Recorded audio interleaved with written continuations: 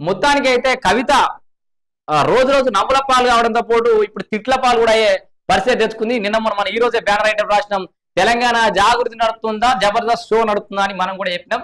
So ఇప్పుడు comedy కాస్త serious politics లో ఏంటి మనం కామెడీ పాలిటిక్స్ తీసుకుపోయాడు అని చెప్పినట్టు నిజంగా సీరియస్ పాలిటిక్స్ చేయడం మొదలుపెట్టింది. కవిత తన నిజ స్వరూపాన్ని చూపెడుతున్నటువంటి పరిస్థితి చూస్తున్నాం మనం. ఇది తీన్మార్ మల్లన్న మీద దాడిని అయితే ముక్త కంఠంతో ఖండిస్తున్నాం డిజిటల్ మీడియా మిత్రులందరం కూడా. సో సిద్దిపేట జిల్లా డిజిటల్ మీడియా మిత్రుల ప్రక్షాళన కూడా తీన్మార్ మల్లన్న మీద దాడి మేము ఖండిస్తా ఉన్నాం. సో మల్లన్న అనుచరుడు మనతో పాటు ఫోన్లో అందుబాటులో ఉండి అసలు అక్కడ ఏం జరిగిందో తెలుసుకునే ప్రయత్నం కూడా చేద్దాం. వెంకటేష్ చెప్పండి, ఏంది అసలు ఇది ఏం దాడి? ఒక మన బీసీ బిడ్డలతోటి మన బీసీ బిడ్డ మీదనే ఒక దొర బిడ్డ దాడులు చేపించే పరిస్థితి అయితే ఏర్పడ్డది. రైట్ రమేష్, అంటే ఎమ్మెల్సీ ఎన్నికల తర్వాత నుండి తెలంగాణలో బీసీల గురించి వాతావరణం ఎట్లా నెలకొన్నదో మీరు అందరూ చూస్తా ఉన్న నేపథ్యం, తెలంగాణ ప్రజలందరూ కూడా చూస్తా ఉన్న నేపథ్యం మనకు కనబడతా ఉంది. అయితే ఈ నేపథ్యంలో తెలంగాణలో బీసీ నినాదం తీన్మార్ మల్లన్న ఎత్తుకున్న తర్వాత ఉవ్వెత్తున ఈసిపడతా ఉన్నది. నిజంగా తీన్మార్ మల్లన్న కొన్ని అణచివేస్తే మనం మళ్ళా అగ్రకులాలది రాజ్యం అవుతుంది. ఈ మధ్య టీవీ5 లో ఇంటర్వ్యూలో కూడా కవిత చెప్పింది, మేము ఏమైనా చేస్తే మళ్ళా బీఆర్ఎస్ పార్టీ అధికారంలో తీసుకొస్తాం, మా టార్గెట్ అది అని క్లియర్ గా చెప్పింది.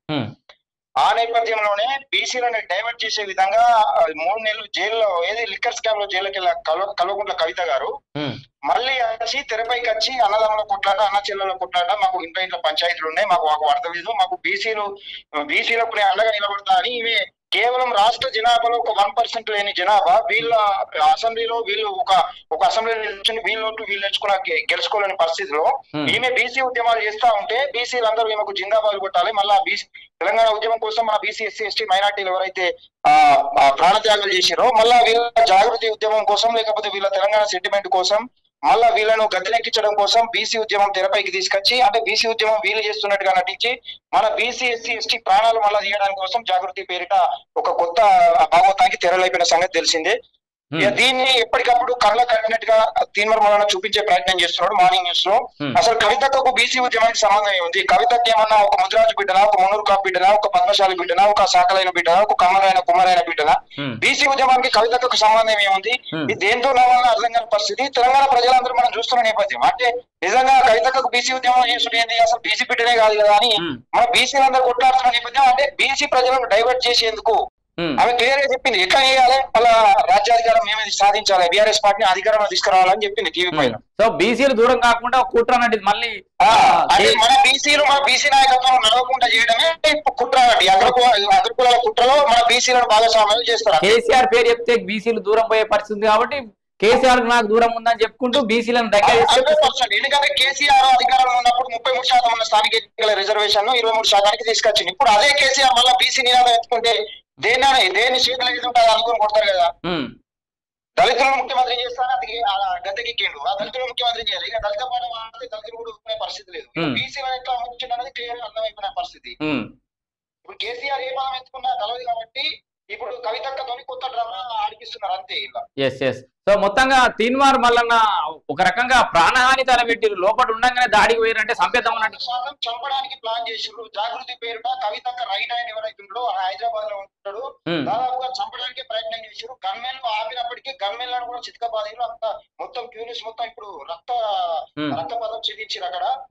ఆ గన్మెన్లు వర్షపడగా గన్మెన్ల పైన దాడి జరిగితే ప్రభుత్వానికి సంబంధించిన ప్రభుత్వం ఇచ్చిన గన్మెన్లు 6 రౌండ్లు గాల్లో కాల్పులు జరిగిన తర్వాత మల్లన్న పైన కూడా దాడి చేసి 6 రౌండ్లు గాల్లో కాల్పులు జరిగిన తర్వాత బయటికి వెళ్ళిపోయారు. అప్పటిదాకా కూడా మొత్తం అలా కలవడం చేసి క్యూనిస్. సో మొత్తంగా ఎట్లా దాడికి ఎగబడ్డారో మన విజువల్స్ లో కూడా చూసినాం. సో నిజంగా బీసీల గొంతు వినిపిస్తున్నటువంటి తీన్మార్ మల్లన్నను అడ్డు తప్పిస్తే ఇక మన ఒక్కరి వాయిస్ అయినా పడుతుంది, మన ఒక్కలమే డ్రామాలు చేసుకోవచ్చు అని చెప్పి. అంటే నిజంగా మళ్ళా తీన్మార్ మల్లన్న బలంగా కొట్లాడుతుండ్రు. ఈడబ్ల్యూఎస్ ద్వారా నేను చూసినాం మనం ఏది ఇక్కడ IIIT లో రాష్ట్రానికి సంబంధించిన IIIT లో అక్కడ నిజంగా ఎట్లా జరిగింది ఈడబ్ల్యూఎస్ ద్వారా కేవలం దళితుల కన్నా మార్పులు తక్కువ వచ్చిన వాళ్ళకు ఈడబ్ల్యూఎస్ కోటాలో ఎట్లా వస్తున్నాయి సీట్లు వస్తున్నాయి అనేది క్లియర్ గా వివరించిండు. దీన్ని జీర్ణించుకోలేకని అంటే నువ్వు బీసీల తరఫున గట్టి కొట్లాడతావా, మేము దోసుకుంటున్న సొమ్ము, మేము బీసీల తరఫున దోసుకుంటున్న సొమ్ము ఎన్నో రోజులు బతికినాం, మళ్ళీ ఇప్పుడు దోసుకోకపోతే ఎట్లా అనేది నువ్వు ఎందుకు వివరిస్తున్నావు సపరేట్కుండా. కానీ తీర్మానాలను ఒక్కరిని సైలెంట్ చేస్తే రాష్ట్రం మొత్తం సైలెంట్ ఉంటుంది, మళ్ళీ మేమే అధికారం చెలాయించవచ్చు, మళ్ళీ భూములు కబ్జాలు పెట్టచ్చు, అధికారం విదేశాలలో కంపెనీలు పెట్టచ్చు, పూర్తిగా మళ్ళీ ఓకే. సో ఏదో ఒకటి చేసి ఎవరినో ఒకరు కనీసం ఆఖరికి ఆత్మ బలిదానం అని చేపించి మన బీసీ బిడ్డలు ఎవరినో కాల్ చేసి మళ్ళా వీళ్ళు కాకుండా మన బీసీలను ఎస్టీలను ఎస్టీలను దగ్గర పెట్టుకొని ఎవరైనా ఆత్మ బలిదానం చేసి మళ్ళా గద్దెక్కాలనే కుట్ర కలవకుండా దుర్సారి కుటుంబం మొత్తం కలవకుండా కుటుంబం ఈ కుట్ర పడతాం. సో మళ్ళీ బీసీల సమాధుల మీద వీళ్ళ పునాదులు ఏర్పాటు చేసుకుంటారు. దీంట్లో ఎట్లాంటి డౌట్ ఒక్కర్లేదు. ఇది ఖచ్చితంగా సో ఇది కల్వకుంట్ల కుటుంబం ఆడుతున్నటువంటి డ్రామా. మీరు దయచేసి కేసీఆర్ కవిత దూరం ఉందని అక్కడ అక్కడ ఓడి బంద్ చేయరి, మళ్ళీ అంతా ఒకటే అవుతుంది. ఆ కవిత, కేసీఆర్, కేటీఆర్ వీళ్ళందరూ ఆడుతున్న డ్రామాలో ట్రాప్ లో పడద్దు. అనవసరంగా బీసీ బిడ్డలంతా కూడా కవిత ఏం పడబోయి మళ్ళీ ఏదో ఒక రోజు మీకు కష్టం వచ్చినాడు మాలాంటి ప్లేస్ లో వచ్చి ప్రశ్నిస్తే మళ్ళీ అదే దొర బిడ్డ మన బీసీ బిడ్డతో ఇప్పుడు చూస్తున్నాం కదా రమేష్. ఇప్పుడు బలిదానం చేసుకున్న ఆత్మ బలిదానం చేసుకున్న మొట్టమొదటి ఆత్మ బలిదానం చేసుకున్న శ్రీకాంతచారి తల్లి పరిస్థితి ఎట్లా ఉన్నది అందరూ చూస్తున్నాడు, కనబడతాం. అవును, వీళ్ళు వీళ్ళు వీళ్ళు భోగా అనుభవించి మీ సిద్దిపేటకు సంబంధించి చూసాం. ఈయన గ్యాస్ పోసుకుంటాడు కానీ ఈయన అగ్గిపేట దొరుకుతుంది, కానీ బీసీలకు స్త్రీలకు మాత్రం ఆ అగ్గిపేట దొరికితే వీళ్ళు కాలికూడదు అయిపోతుంది. సో ఇది ఖచ్చితంగా మనం మొదలు చెప్తూనే ఉన్నాం, ఏదో కుట్ర జరుగుతుంది. ఖచ్చితంగా అటు అశోక్ నగర్ లో విద్యార్థుల పేరుతో అక్కడ ఎవరైనా ఒకరిని ఇచ్చేద్దామని చూసారు, ఆటో వాళ్ళతో ఎవరైనా ఒకరిని ఆత్మ బలిదానం చేద్దామని చూసారు. చాలా సందర్భాలు వాళ్ళకి మిస్ అవుతా ఉన్నాయి స్పాట్లు. ఏదో ఒక సిచ్యువేషన్ లా ఏదో ఒకటి వేసి ఎవరైనా ఇదైపోతే దాన్ని సెంటిమెంట్ రాజేద్దామని అయితే ప్రయత్నాలు జరుగుతున్నాయి. బీసీ బిడ్డలంతా తస్మాత్ జాగ్రత్త. వాళ్ళ యొక్క రమేష్ బీసీలు ఎస్సీలు ఎస్టీలు ఎవరు పడద్దు దయచేసి.